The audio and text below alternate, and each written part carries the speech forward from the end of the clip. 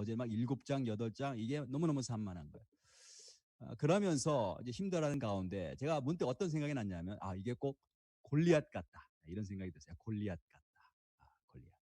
우리 삶 가운데서 나도 모르는 골리앗과 씨름할 때가 있단 말이죠.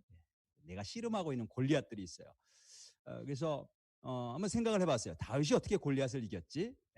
다시 한번 곰곰이 생각해봤어요. 다윗이 골리앗을 이길 수 있었던 몇 가지 이유들이 있는데 그 중에 그 시작이 어딜까? 어디서부터 시작됐을까를 찾아보니까 16장에 나와요. 16장 13절 보시면 이런 말씀이 있어요. 사무엘이 기름불병을 가져다가 그의 형제 중에서 그에게 부었더니, 다윗에게 부었더니 이런 뜻이죠. 이날 이후로 다윗이 여호와의 영에게 크게 감동되니라. 여호와의 영, 성령이죠. 성령. 왕으로 택함을 받고 사무엘을 보내서 하나님께서 기름 붓게 하셨어요. 기름 부을 때 어떤 일이 일어났는가 하면 성령이 다윗에게 크게 임했던 거죠. 그리고 그 이후부터 떠나지 않았다. 성경이 그렇게 기록하고 있습니다. 그 이후부터 다윗의 이야기가 시작이 되는 거예요. 그 이후부터 다윗의 이야기가 시작이 돼요. 그리스도인에게 있어서 성령 충만은 절대적으로 중요합니다. 성령의 임재가 있을 때, 성령 충만할 때부터 그리스도인의 이야기가 시작이 되는 거예요. 성령 충만할 때부터 우리가 성도의 삶을 살아갈 수가 있고 믿는 사람, 신자의 삶을 살아갈 수가 있어요. 오늘 본문에 보면 이따가 읽겠지만 50절에 보면 이런 말씀이 있어요. 다윗이 이같이 물매와 돌로 블레셋 사람을 이기고 그를 쳐 죽였으나 자기 손에는 칼이 없었더라. 칼도 없이 싸운 거예요. 골리앗과 싸워야 되는데 칼이 2개, 3개 있어도 이길 수 없는 그런 싸움인데 심지어는 칼도 없이 싸워서 나중에 보면 골리앗의 머리를 칼로다가 뱁니다. 칼 없이 싸웠는데 이겼을 뿐만이 아니라 적군을 칼로 목을 베요. 이거를 이제 문학적인 용어로 아이러니라고 부릅니다. 아이러니. 여러분 아이러니 들어보셨죠? 이거 참 아이러니해. 이런 말 자주 쓰시죠? 아이러니. 아이러니. 아이러니가 뭐냐면 내가 기대한 것과는 정반대의 일이 일어났을 때 우리가 아이러니라고 하는 말을 써요. 예를 들어 이런 거죠. 소방서에 불이 났대. 이게 아이러니거든요. 소방서. 파이어 스테이션은 뭐예요? 불 끄는 곳이 불 끄는 거. 근데 그 불 끄는 곳에 불이 났다는 거예요. 그게 아이러니거든요. 그런 걸 이제 아이러니라고 부릅니다. 이 어린 소년이 칼도 없이 골리앗과 싸웠어요. 도저히 이길 수 없는 그런 싸움이죠. 결코 이길 수 없는 싸움. 그런데 다윗이 이겼다는 거예요. 이게 아이러니인 거죠. 그리스도인의 삶에는요. 이런 아이러니가 계속 일어나요. 야, 이거 나는 내가 할 수 없는 건데 이게 일이 이루어졌단 말이지. 상황이 이렇게 될 수 없는 건데 이 상황이 이렇게 바뀌었다는 거예요. 다윗이 이길 수 없는 싸움인데 이겼어요. 어떻게 이겼나? 답은 하나죠. 하나님이 역사하신 거예요. 하나님께서 살아계셔서 다윗과 함께 하셨던 거죠. 하나님이 당신 자신을 다윗을 통해 나타내신 거예요. 이게 어떻게 이런 일이 일어나는가? 다윗에게 하나님의 영이 임해서 다윗 안에 성령이 충만하게 임해서 그 성령님이 나타나셔서 일하신 거죠. 어린 소년이지만 성령의 감동이 되니까 천하의 골리앗을 쓰러뜨리고 승리를 하는 모습을 봅니다. 어제 설교 준비가 얼마나 힘들었던지 그냥 막 쌍꺼풀이 막 나고 그래요. 밤에 이 사실을 다시 한번 확인하고 다윗의 이야기가 어디서부터 시작됐지? 그가 성령 받은 다음부터. 그래서 밤에 이제 다 모든 걸 다 내려놓고 하나님을 의지하고 성령의 충만함을 구했어요. 내가 아무리 열심히 해도요. 내가 아무리 열심히 해도 이게 연결이 안 되면 혼란스러운 거예요. 이게 설교뿐만이 아니고 우리의 모든 삶이 다 마찬가지입니다. 내가 아무리 열심히 살아도 뭔가 이게 정리가 안 되고 뭔가 이상하게 자꾸 흘러가고 그래요. 우리가 자아를 내려놓아야 되고 그리고 하나님이 살아계심을 믿어야 되고 성령님으로 나를 채워달라고 간구해야 될 줄로 믿습니다. 우리 본문의 다윗, 오늘 본문에 나오는 다윗을 보면 이 성령에 감동된 사람이 어떻게 말하고 어떻게 행동하는지 그 특징들이 나와 있어요. 우리가 성령 충만하게 될 때 어떤 일들이 일어나는가 오늘 본문을 통해서 한번 살펴볼 텐데 첫 번째 성령이 충만하면요 자연스러워져요. 사람이 자연스러워져요. 여러분들 누구 만났을 때, 또 누구 앞에서 뭘 말을 할 때, 또 어떤 뭐 일들을 할 때 부자연스러웠던 거 느끼신 적 있으세요? 예? 긴장이 되고 다른 사람들이 자꾸 의식이 되고 그런 거 있잖아요. 근데 성령이 충만하게 되면 이게 자연스러워진단 말이죠. 다른 사람 의식하지 않게 되고 다른 사람 비교하지 않게 되고. 원래 38절부터 40절까지 한번 먼저 읽어보도록 하겠습니다. 사무엘상 17장 38절부터 40절까지 함께 읽겠습니다. 시작. 이에 사울이 자기 군복을 다윗에게 입히고 노투구를 그의 머리에 씌우고 또 그에게 갑옷을 입히매 다윗이 칼을 군복 위에 차고는 익숙하지 못하므로 시험적으로 걸어보다가 사울에게 말하되 익숙하지 못하니 이것을 입고 가지 못하겠나이다 하고 곧 벗고 손에 막대기를 가지고 시내에서 매끄러운 돌 5을 골라서 자기 목자의 제구 곧 주머니에 넣고 손에 물매를 가지고 블레셋 사람에게로 나아가니라. 자, 이제 다윗이 이제 사울을 설득해서 골리앗과 싸우겠다고 하니까 사울이 어떻게 하냐면 이 다윗에게 자기 옷하고 무기를 줘요. 한번 입어보라고. 근데 여기 38절에 보면요, 사울이 다윗에게 주는데 자기의 노투구를 줬다고 그랬죠. 노투구. 보세요. 노투구. 그 다음에 또 뭘 줬어요? 갑옷을 줬다고 그래요. 노투구와 갑옷. 근데 여기에 쓰인 이 단어가 히브리어로 정확하게 어디에 쓰였냐면 그 앞에 보면요. 5절에 골리앗이 입고 있는 옷을 묘사할 때 똑같이 쓰였어요. 5절에 보면 골리앗 그 머리에는 노투구를 썼고 거기도 노투구 있죠? 몸에는 비늘 갑옷을 입었으니 거기 갑옷이 또 나오죠. 그 갑옷의 무게가 놋 5,000세겔. 정확하게 똑같은 단어를 사용했어요. 이게 무슨 말이냐면 이 옷은 골리앗 방식의 옷이라는 골리앗 방식이요. 그러니까 사울이나 골리앗이나 거꾸로 말하면 골리앗이나 사울이나 싸우는 방식이 똑같았어요. 그러니까 사울이 싸울 수 없었던 거예요. 같은 방식으로 싸우려고 하는데 누가 이겨요? 키 큰 놈이 이기는 거지. 그러니까 싸울 수가 없네요. 가봐야 지니까 똑같은 방식으로는. 똑같은 옷을 입고는. 다윗이 어떻게 반응하냐면 39절에 보니까 다 벗어버리죠. 다 벗어버려요. 그러니까 골리앗과 같은 방식으로는 이길 수 없다는 걸 알았어요. 사울 왕이 싸우는 방식, 그것까지는 이길 수 없다는 걸 알았어요. 그리고 사울 옷을 입으면 걸을 수도 없었어요. 왜냐하면 내 옷이 아니니까 이게 부자연스러운 거예요. 내가 사울이 아닌데 사울 옷을 입고 어떻게 어색하게 싸울 수 있겠어요. 우리가 왜 부자연스러운가 하면 내 옷이 아닌 것을 자꾸 입으려고 하고 그 옷을 입고 있어서 그래요. 왜 내 옷이 아닌 걸 자꾸 입어요? 내가 다른 사람하고 비교를 하고 그 사람처럼 어떤 사람처럼 되고 싶어하는 마음이 내 안에 있기 때문에 그래요. 그래서 다윗은 다 벗어버리고 자기 방식으로 준비를 합니다. 손에 막대기 가지고 또 시내에서 매끄러운 돌 5개 골라서 자기 목자의 제구. 목자의 제구가 뭐예요? 목동이 쓰는 주머니. 야, 그걸 또 다시 둘러요. 자기 옷을 찾아서 입어요. 왜냐하면 그렇게 해야 자연스러우니까. 우리가 성령의 충만한 임재 속에 있으면 다른 사람과 비교하지 않아요. 나한테 어울리지 않는 옷, 어색한 옷 이런 거 입고 막 거북하게 불편하게 말하거나 행동하지 않는단 말이죠. 성령 충만하면 긴장이 사라지고 편안해지고 자연스러워집니다. 제 아내가 다른 목사님 설교를 들을 때가 있어요. 좋아하는 목사님들이 몇 분 계세요. 한 번은 막 웃고 있어. 누구 설교 듣고 있어요? 장경동 목사님. 막 재밌대. 그냥 웃으려고 듣는데 그러면서 다 듣고 나서 저에게 한마디 하죠. 설교는 유머가 있어야 돼. 저한테 이제 그래. 설교는 유머가 있어야 돼. 그 다음에 이찬수 목사님 설교 들어요. 그분 굉장히 뜨겁잖아요. 막 가슴 벅차서 막 그 설교 듣고 나서 저에게 또 이렇게 이야기를 하죠. 설교는 열정이 있어야 돼. 열정이. 그 다음에 이제 유기성 목사님 설교를 들어요. 그러면서 그분 참 온유하시잖아요. 말씀하는 게 자세 잘 들어야 돼요. 안 그러면 졸리니까. 자세. 근데 굉장히 깊고 좋습니다. 유기성 목사님.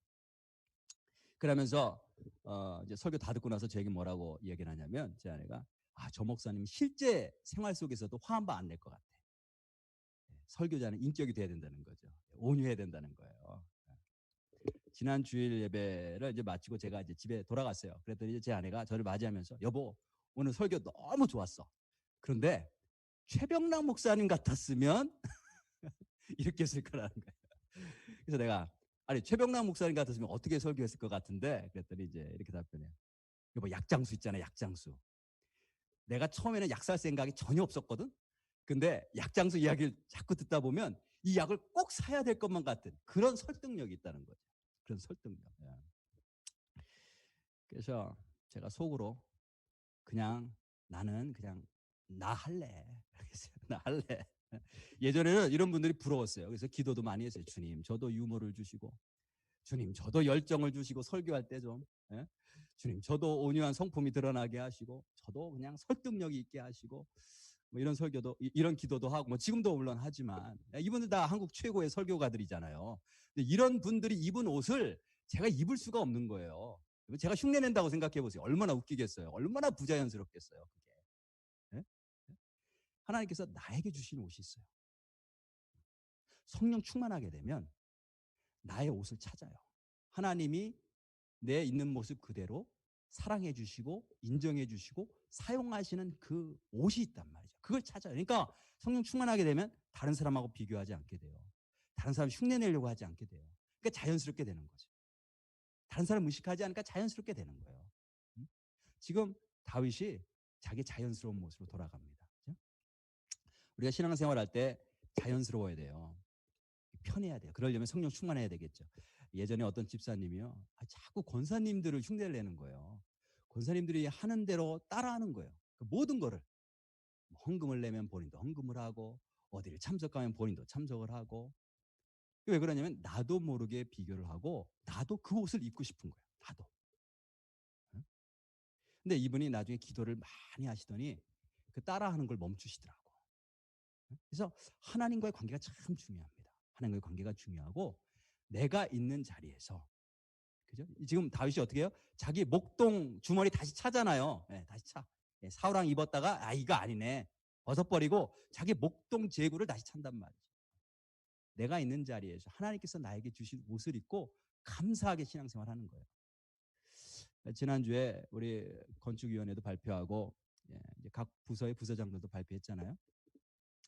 건축위원회 이제 하면서 우리가 어드바이저들을 이렇게 정했어요. 그 어드바이저들이 다 역할이 있어요. 다 역할. 저의 역할이 있고 우리 닉 윌리엄스 집사님 역할이 있는데 우리가 그렇게 얘기를 했어요. 우리의 역할 중에 중요한 거 하나가 뭐냐면 이게 이제 건축이 들어가게 되면 뭐 발표할 때부터 시작될 수도 있죠. 사람들이 말이 참 많을 것이다. 예, 너도 나도 참 말이 많을 것이다. 나의 역할은 뭐냐면 한어부에서 그 말하는 분들 이제 몇 분 안 될 텐데 그분들 말하지 못하도록 좀 막는 거예요.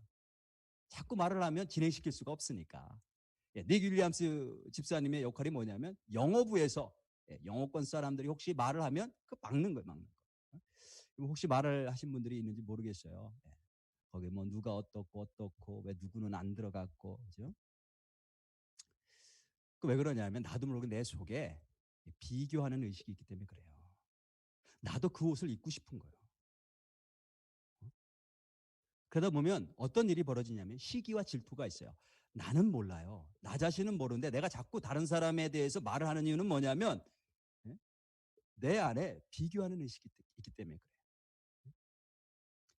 그 아벨과 가인 이야기 아시죠? 가인이 아벨을 시기해서 결국은 이제 죽이는데 그 죄성이 우리 안에 있어요. 하나님께서 가인에게 너는 죄를 다스려야 된다. 그렇게 말씀하시는데 그가 자기 죄를 다스릴 수가 없었어요. 왜냐하면 성령이 없었기 때문에. 우리가 성령 충만할 때에 다른 사람과 비교하지 않아요. 다른 사람이 무슨 옷을 입던 상관이 없단 말이죠. 다윗은 사울 옷을 입으려고 하지 않았어요. 그 왕의 옷이에요, 왕의 옷. 누가 여러분들에게 왕의 옷 입혀준다면 싫어할 사람이 어디 있겠어요. 근데 그거 입으면 안 맞는다는 거죠.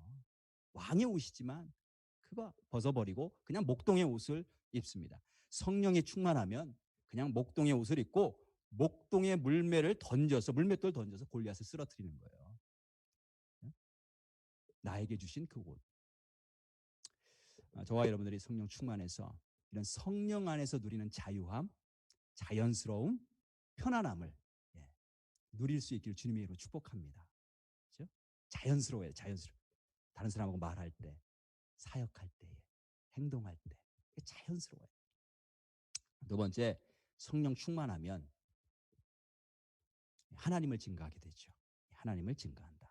우리 41절부터 47절까지 한번 읽어보겠습니다. 좀 긴데 함께 읽어보도록 하겠습니다. 41절부터 47절 읽겠습니다. 시작.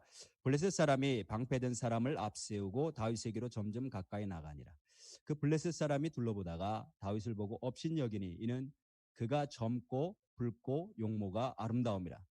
블레셋 사람이 다윗에게 이르되 네가 나를 개로 여기고 막대기를 가지고 내게 나왔느냐 하고 그의 신들의 이름으로 다윗을 저주하고 그 블레셋 사람이 또 다윗에게 이르되 내게로 오라 내가 네 살을 공중의 새들과 들짐승들에게 주리라 하는지라.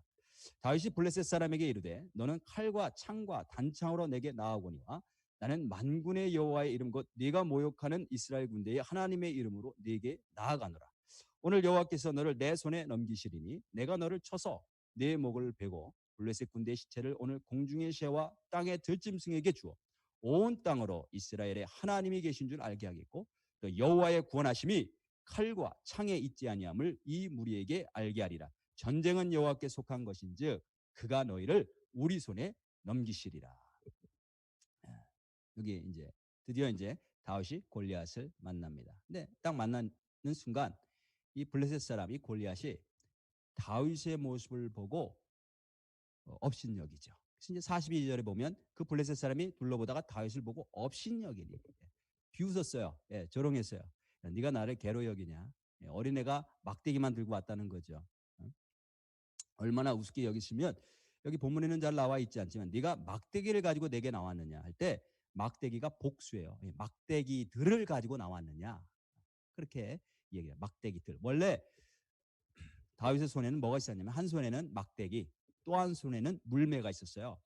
그러니까 이 물매를 막대기에 연결해서 이제 돌리는 건데 이렇게 돌리는 거죠. 그래서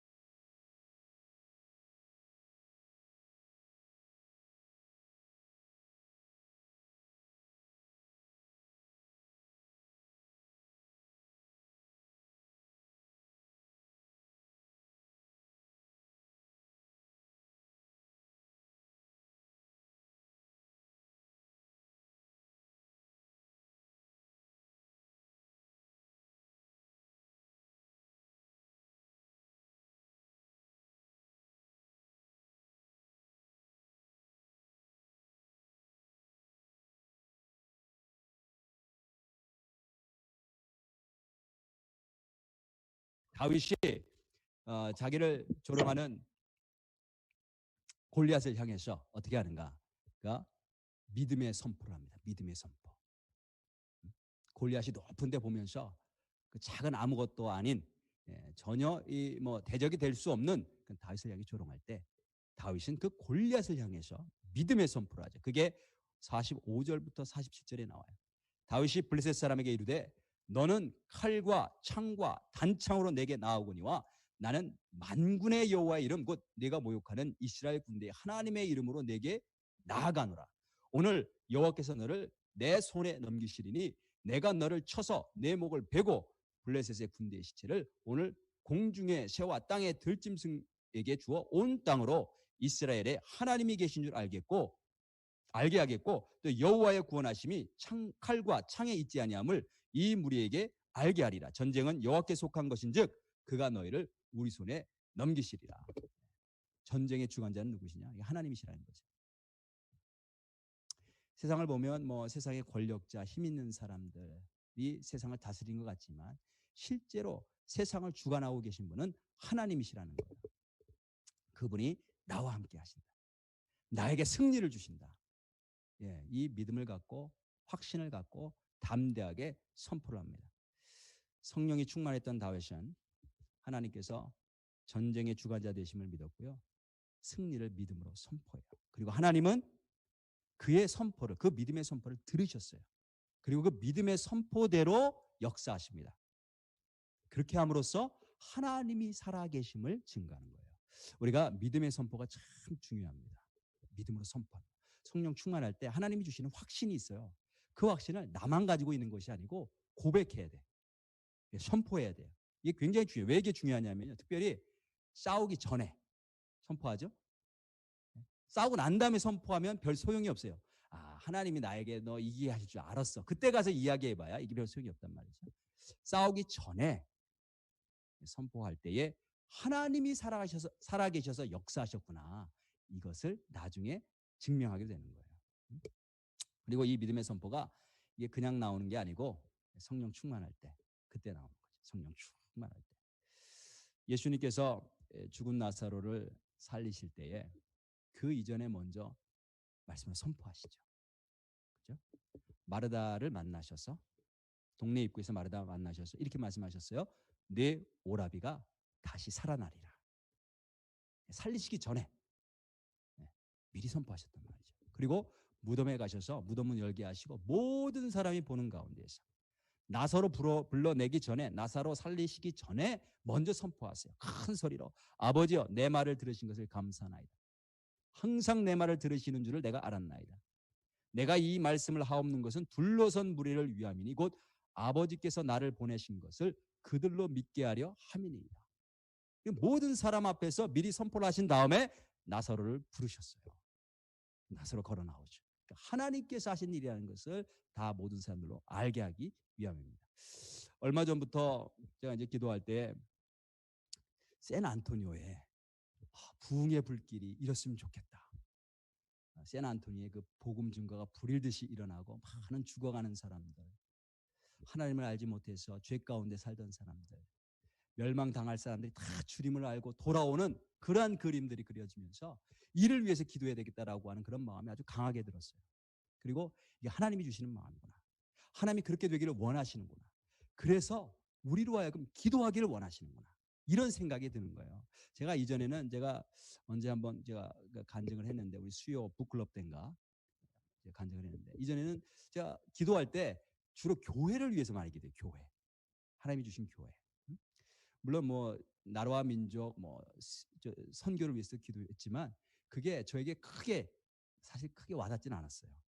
근데 근래에는 정말 이게 뜨겁게 하나님께서 바로 이 시대에 영적 대각성이 일어나기를 원하시는구나라고 하는 확신이 일어났어요. 이게 샌안토니오뿐만이 아니라 전 미국, 전 미주를 거쳐서 이게 성령의 불의 역사가 일어나야 된다. 그렇지 않고는 이 나라가 다시 살아날 수 없다라고 하는 그런 마음을 주셨어요. 이게 주님의 계획이라면 이루실 줄로 믿습니다. 조건은 뭐냐면 기도를 많이 해야 돼요. 많이 하고 믿음의 선포를 해야 됩니다. 하나님이 이걸 원하십니다. 하나님이 샌안토니오 지역에 성령의 불이 강하게 일어나고 번져가 나가기를 원하십니다.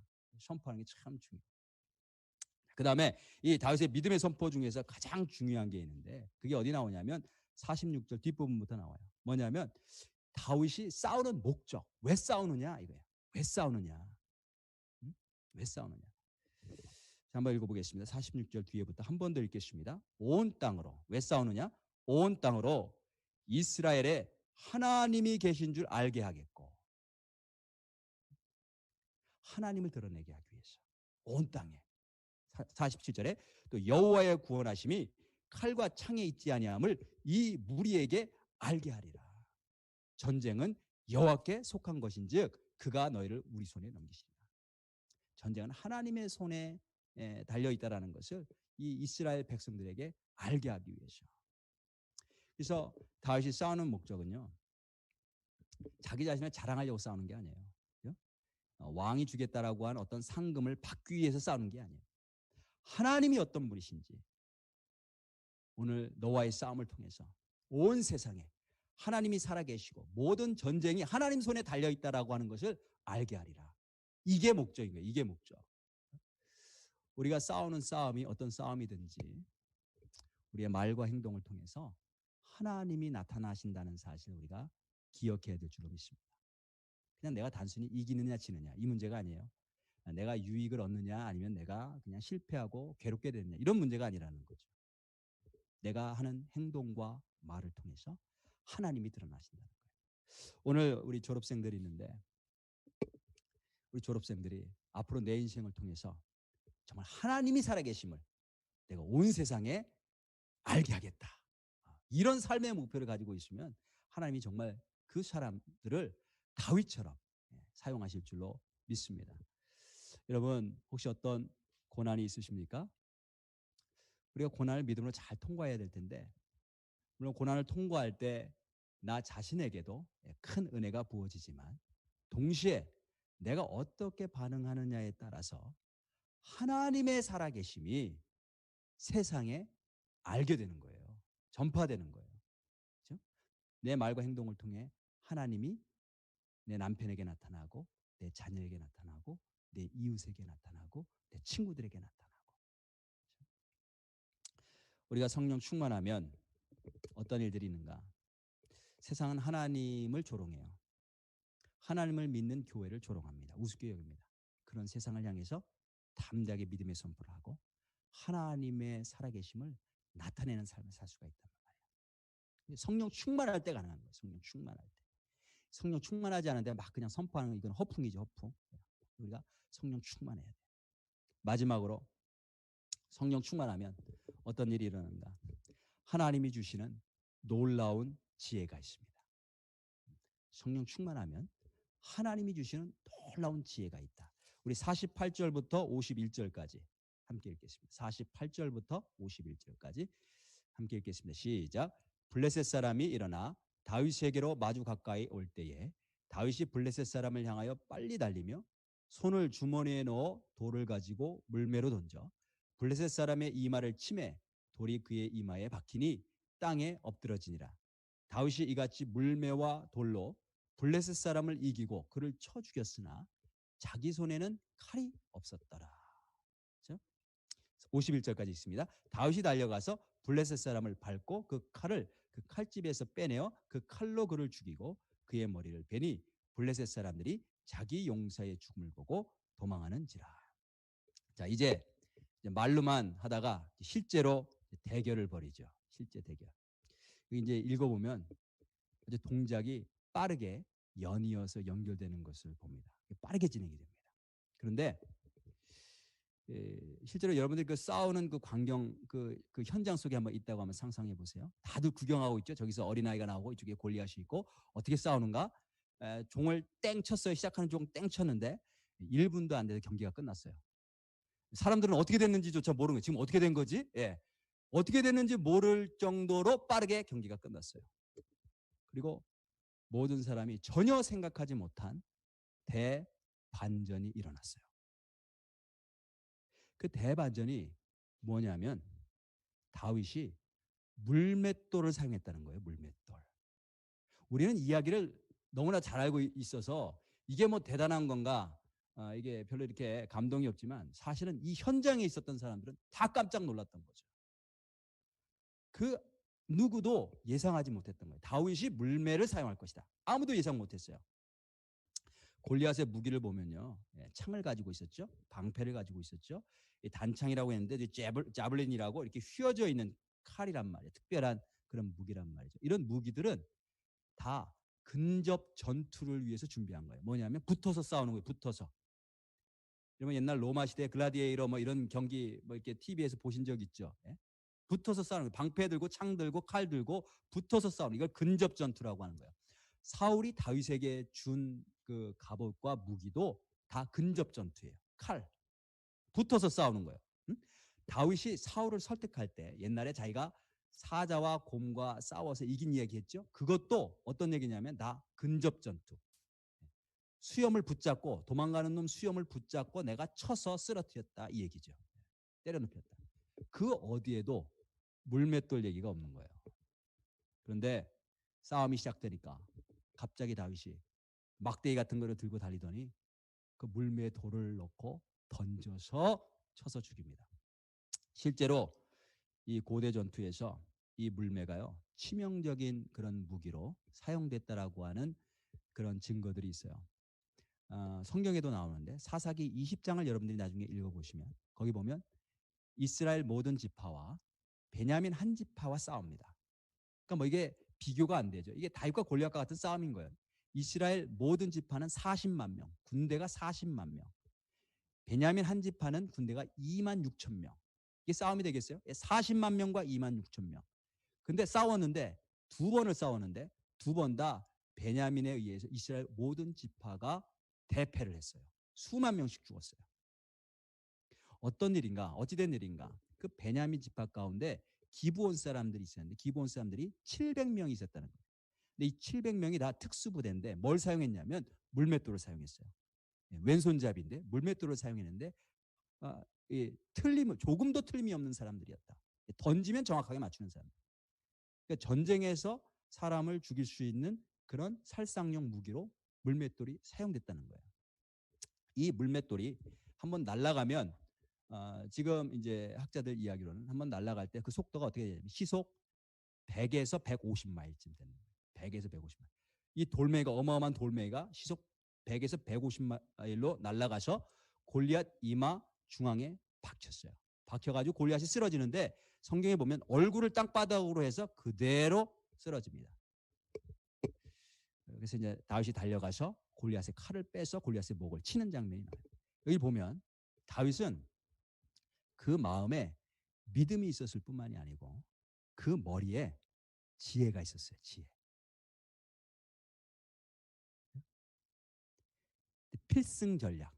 반드시 이기는 지혜가 있었단 말이에요. 골리앗은 커요. 그리고 무장을 많이 했기 때문에 이게 몸을 마음대로 움직일 수가 없어요. 빠르게 움직일 수가 없어요. 그리고 골리앗은 지금 근접 전투를 기대해서 그걸 준비했어요. 가까이 붙어서 싸우는 거. 그걸 준비했단 말이에요. 근데 다윗은 그 약점을 알았어요. 그래서 가까이 가지 않고 멀리서 빨리 뛰면서 물매로 던져서 100에서 150마일 속도로 돌멩이를 던진 거죠. 다윗은 믿음도 있었고요. 지혜도 있었어요. 우리도 그래야 될 줄로 믿습니다. 나는 지혜가 없어. 이렇게 말씀하시는 분이 있는데 다윗이 어디서 이런 지혜가 왔을까요? 원래 총명했을까요? 원래 총명한 사람? 이사야서 11장 2절에 보면 이런 말씀이 있어요. 이새의 줄기에서 한 싹이 나며 그 뿌리에서 한 가지가 나서 결실할 것이요. 이게 예수님 오실 것을 그 예언하는 그런 부분입니다. 예수님이 이제 이렇게 오실 것이다. 이새의 줄기는 뭐예요? 이제 다윗이죠. 다윗의 후손에서 예수님이 오시는데 이 다윗의 모습 속에 예수의 모습이 굉장히 많이 있어요. 보면 2절에 보면 그의 위에 여호와의 영, 하나님의 영이 임하는데 그 여호와의 영이 어떤 영이냐? 여호와의 영 곧 지혜와 총명의 영이요. 성령이 임하면 뭐도 같이 임해요? 지혜와 총명도 함께 오는 거예요. 그죠? 모략과 재능의 영이요 지식과 여호와를 경외하는 영이 강림하시리니. 그렇죠? 다윗에게 성령이 임했어요. 하나님의 영이 임했는데 그 다윗에게 임한 그 하나님의 영은 지혜와 총명의 영이라는 거죠. 지금 다윗이 굉장한 대반전의 그 전략으로 승리를 거두는데 그 지혜가 그 전략이 어디서 왔느냐? 성령님이 주신 지혜라는 거예요. 사무엘서에 보면요. 다윗이 굉장히 많은 싸움을 싸웁니다. 근데 다윗이 싸움을 싸우기 전에 어떤 장면이 나오냐면 하나님께 여쭤보는 장면이 나와요. 항상 여쭤봐요. 여쭤봅니다. 하나님 당신께서 저 대적을 제 손에 넘기시겠나이까? 그래서 물어봐요. 그러면 하나님이 답변을 하시는데 내가 네 손에 넘겨주겠다. 답변을 하시는데 전략도 함께 알려주세요. 사무엘하 5장에 가보면 다윗이 다시 한번 블레셋과 싸움을 합니다. 그때 이제 왕이 돼서 싸우는데 두 번 전쟁을 하는데요. 그때도 물어보죠. 다윗이 하나님께 여쭤봐요. 하나님, 제가 하나님께서 이 블레셋 군을 제 손에 넘겨주시겠습니까? 넘겨주겠다. 근데 전략도 알려주시는데 첫 번째 공격에서는 앞으로 올라가라는 거예요. 앞으로 진격해서 올라가. 그래서 대승리를 합니다.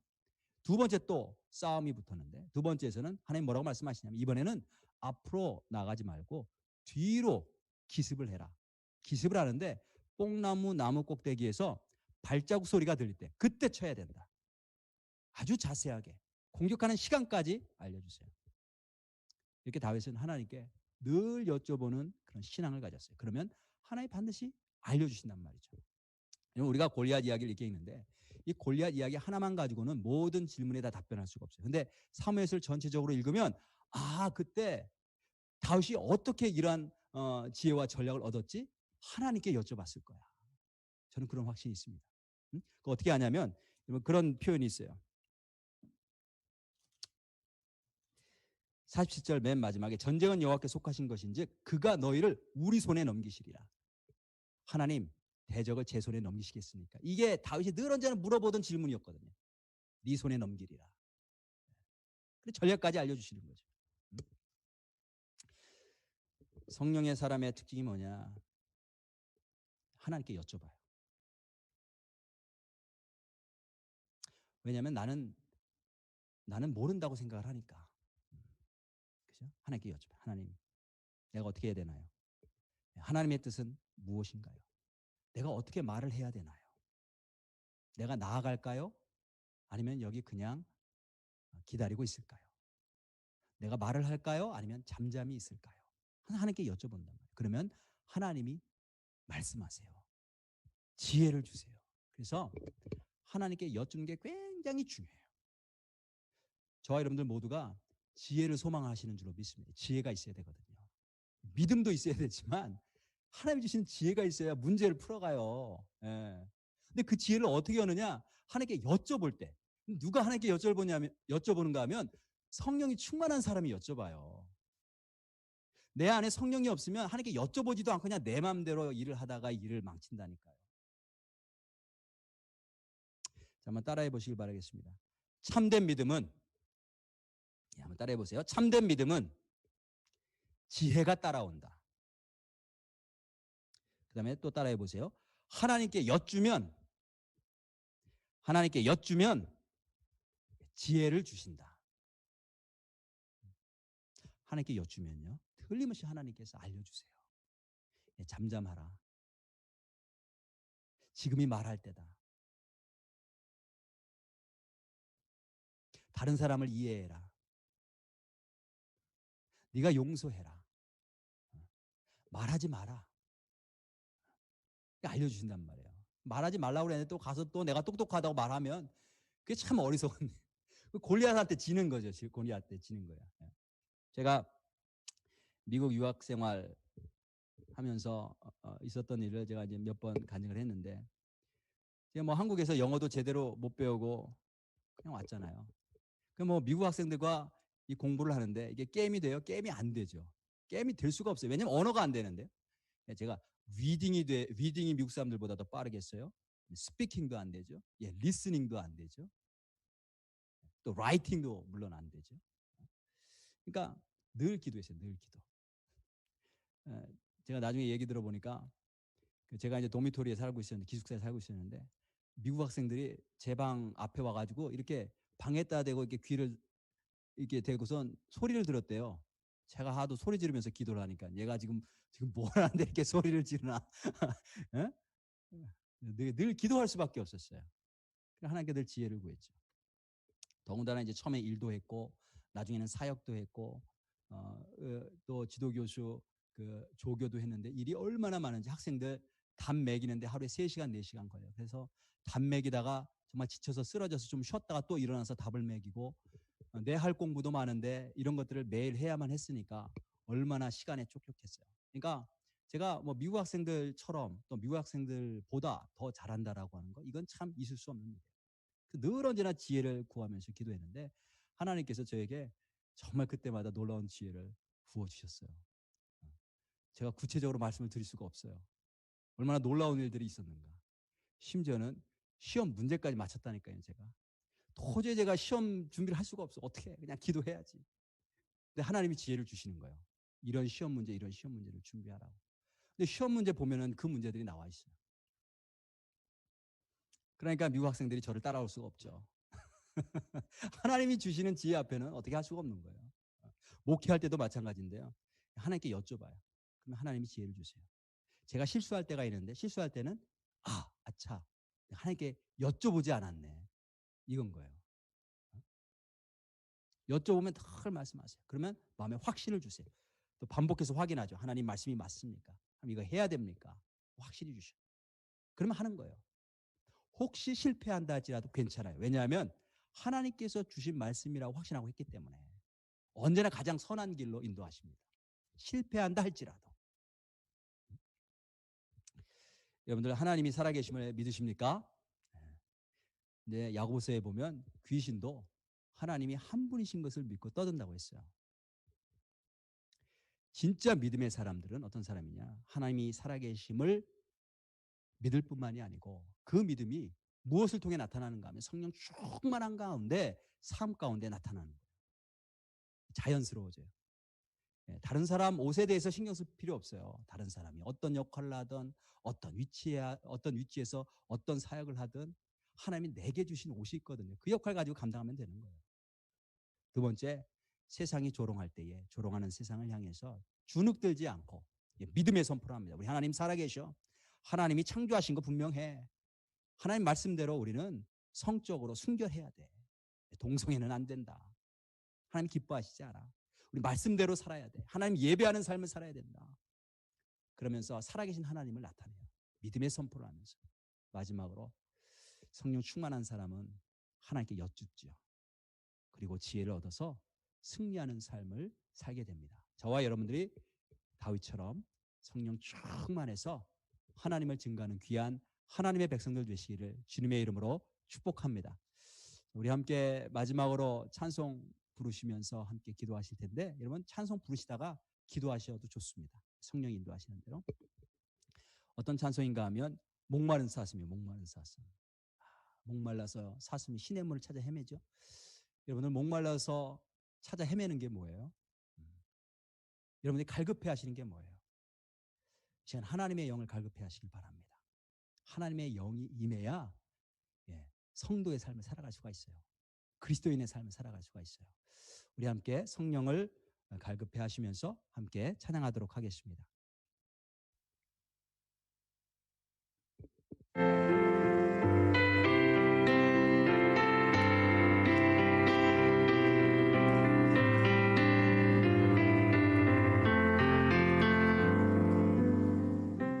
목마른 사슴 시냇물을 찾아 헤매이듯이